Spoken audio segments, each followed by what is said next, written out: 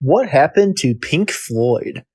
Pink Floyd took its name from blues musicians Pink Anderson and Floyd Council as a tribute to American music.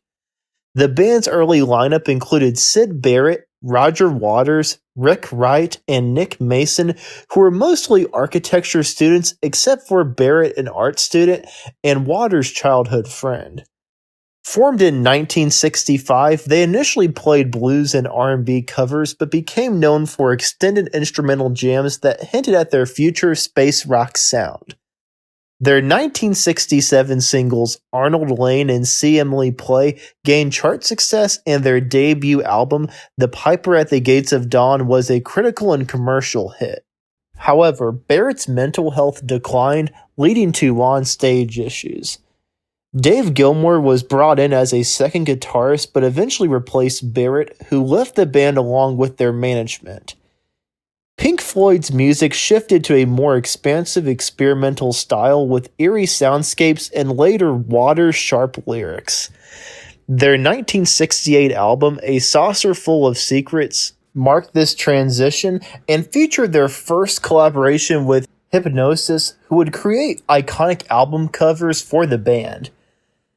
Their move to EMI's Harvest label and the release of Uma Guma in 1969 solidified their role as pioneers of progressive rock, building a devoted following in the UK and the US.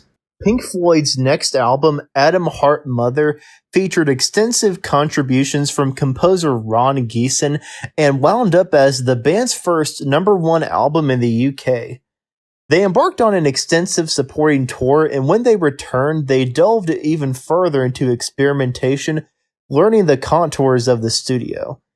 Their next studio album, 1971's Metal, bore the fruit of this labor, as did 1972's Obscured by Clouds, which was effectively a soundtrack to Barbette Schroeder's film La Valley. All the experiments of the early 70s were consolidated on their 1973 album Dark Side of the Moon, an album for which there simply was no precedent in their catalog. Deepening their music while sharpening their songwriting, Floyd created a complex, luxurious album with infinite space and depth. Partially helped by the single Money, it was an immediate success, reaching #1 on the Billboard 200 and peaking at #2 in the UK, but what was striking was its longevity.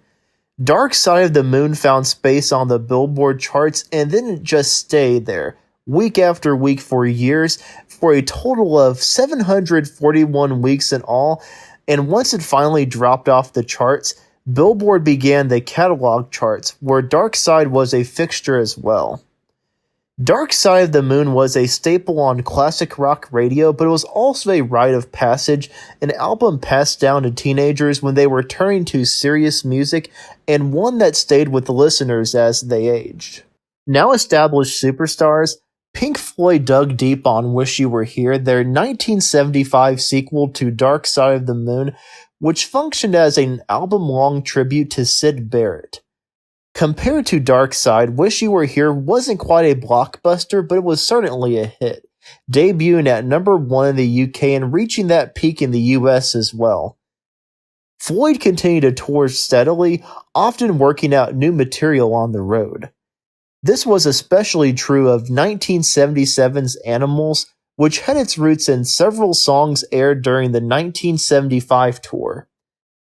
During the Animals tour, Waters had a difficult experience with a Montreal crowd where he spit on a heckler, and he used this incident as the genesis for 1979's rock opera The Wall. Co-produced by Bob Ezrin, The Wall may be Floyd's most ambitious album, telling a story about a damaged rock star, and it's one of the band's most successful records, topping the charts throughout the 1980s and turning into a pop music perennial along the lines of Dark Side.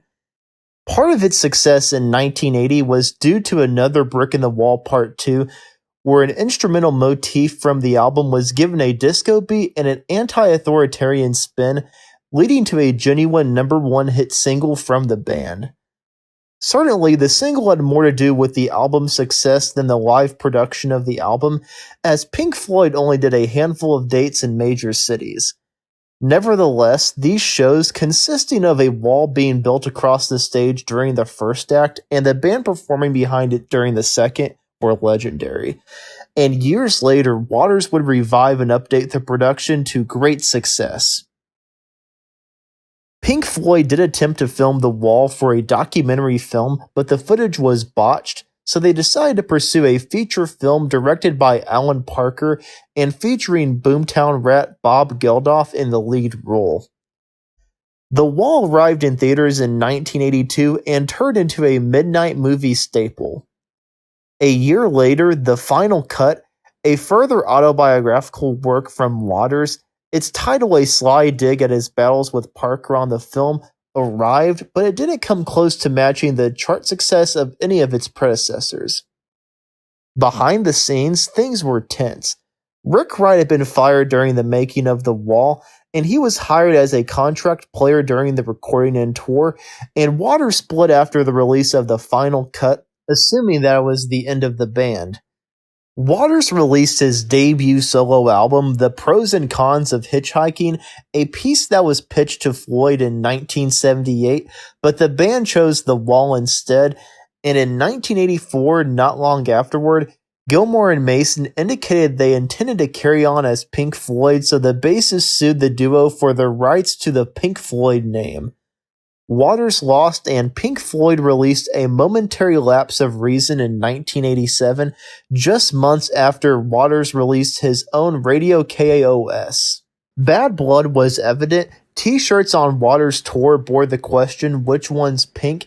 an old lyric that now had greater resonance.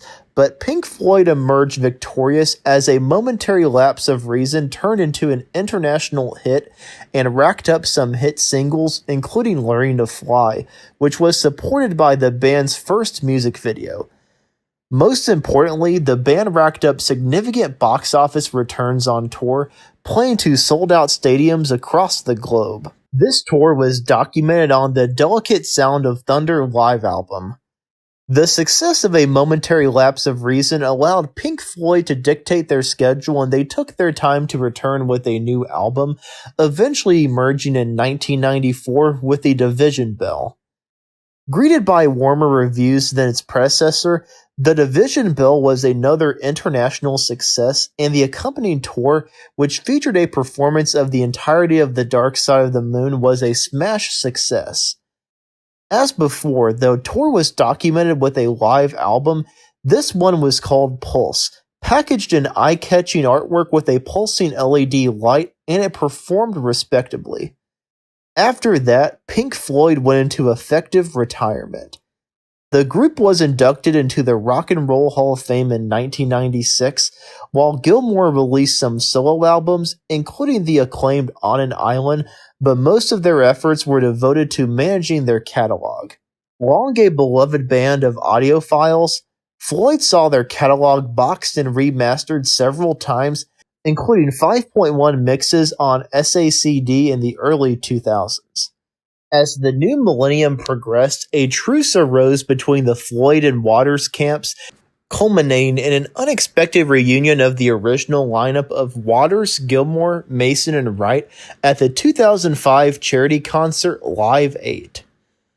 The reunion was a rousing success, sparking rumors of a more permanent arrangement, but Gilmour declined. Instead, Waters ramped up his touring. He performed Dark Side in its entirety, then turned his attention to The Wall, touring that for years. Gilmour and Mason wound up appearing at a 2011 show in London, signaling that there was no ill will between the members. Barrett passed away in 2006 from cancer, and in 2008, Wright also died from the disease. In 2011, Pink Floyd launched an ambitious reissue project called Why Pink Floyd, spearheaded by multiple disc, rarity-laden box set reissues of Dark Side of the Moon, Wish You Were Here, and The Wall. Newly released exclusives included the original Alan Parsons mix of Dark Side, heavily bootlegged live tracks like Raving and Drooling, and demos. 3 years later, in 2014, The Division Bell was reissued to celebrate its 20th anniversary, but the bigger news was the announcement of a new album called The Endless River. Constructed using outtakes from the recording sessions for the Division Bell, the primarily instrumental album was co-produced by Gilmour, Roxy Music's Bill Manzarana, Youth and Andy Jackson, and featured heavy contributions from the late keyboardist Rick Wright, along with new work from Gilmour and Mason. The Endless River arrived in November 2014. 2 years later, Pink Floyd released the Mammoth box set, The Early Years 1965 to 1972, which combined 28 CDs, DVDs, and Blu-rays to give a complete audio and visual picture of the band's first act. 6 of the box's 7 volumes were issued individually in March 2017. Released alongside the box was The Early Years 1967 to 1972, Creation, a double-disc compilation of highlights from the set. The Later Years, 1987 to 2019, a luxurious sequel to The Early Years, chronicling the post-Waters era, arrived in 2019, accompanied by a single-disc collection of highlights from the big box. In April 2022, Gilmour and Mason released the first new Pink Floyd track since 1994, Hey Hey Rise Up. The song was a show of support for Ukraine during the ongoing Russian invasion. It included a sample of the lead singer of the Ukrainian band Boombox singing part of the 1914 Ukrainian anthem, Oh, the Red Viburnum in the Meadow. The track debuted in the top 50 of the Billboard charts upon its release. In 2023, Pink Floyd celebrated the 50th anniversary of The Dark Side of the Moon with the release of a lavish box set containing a remaster and a live concert from 1974. And that's what happened to Pink Floyd.